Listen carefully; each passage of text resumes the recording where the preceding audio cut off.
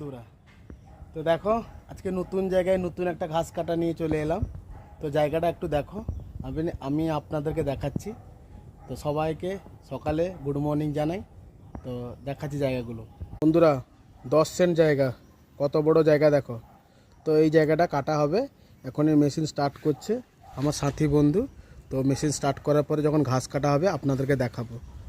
কত বড় বড় জঙ্গল হয়ে গেছে দেখো বন্ধুরা। দেখো এইভাবে ঘাস কাটা হচ্ছে, দেখো বন্ধুরা আমার সাথী বন্ধু কিরকম ঘাস কাটছে দেখো।